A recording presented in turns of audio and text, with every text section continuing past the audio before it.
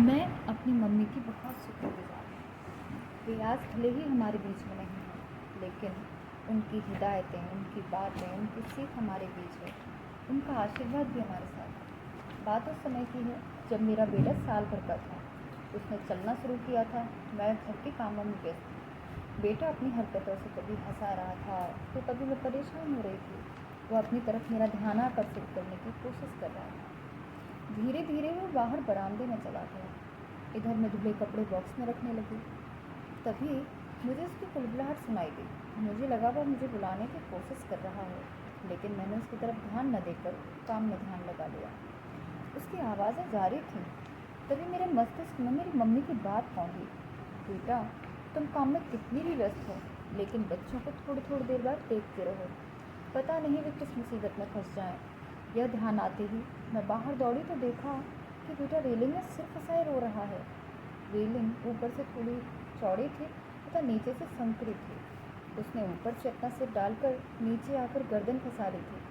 अब उससे निकला नहीं जा रहा था। यह दृश्य देखते ही मेरे होश उड़ गए। मैंने ध्यानपूर्वक बच्चे को उसमें से निकाला और फिर प्यार किया। अगर मुझे अपनी मम्मी की बात समय पर याद ना आती तो पता नहीं क्या होता। बूढ़े होते हुए पिता के लिए बेटी से बढ़कर कोई व्यक्ति प्यारा नहीं होता। बेटों में उच्छृंखलता होती है और वे मधुर स्नेह को नहीं जानते।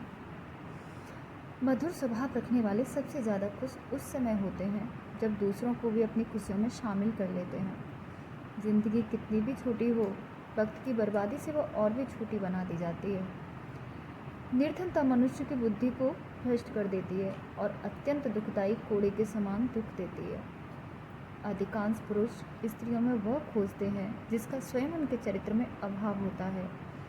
जिसकी स्मरण शक्ति अच्छी नहीं है, उसे झूठ बोलने का प्रयत्न नहीं करना चाहिए। अयोग्य मनुष्यों की प्रशंसा छिपे हुए व्यंग्य के समान होती है।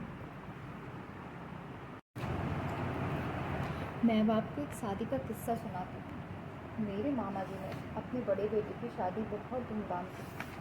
दोनों पक्ष बहुत अमीर हैं। ऐसा लग रहा था मानो दोनों पक्ष अपनी हैसियत बढ़ा चढ़ाकर बताने की कोशिश कर रहे थे। इस शादी के 3-4 दिन बाद ही मामा के मित्र के यहाँ विवाह था। विवाह उनके पैतृक गांव में था। ज़्यादा मेहमान नहीं थे। मामा जी की नई बहू के साथ मुझे भी चलने को कहा गया। बारातियों को ठहराने की व्यवस्था प्राइमरी स्कूल में की गई। सारे गांव के लोग मिलकर बारातियों की आगमन कर रहे थे। कौन परिवार का है, कौन मित्र है, कौन मेहमान, ऐसा कुछ नहीं था। विवाह की सभी रस्में तो इस माहौल में पूरा होता देखकर मज़ा आ गया। सच में उस वक्त विवाह ऐसे ही होते थे।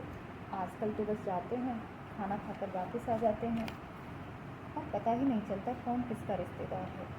सिर्फ लोग एक दूसरे के कपड़े देखकर खुश हो लेते हैं। शायद इसके कपड़े मुझसे ज़्यादा अच्छे हैं, या ये उस घराने से ताल्लुक़ रखता होगा। बस शादियों में इतना ही सब रह गया है।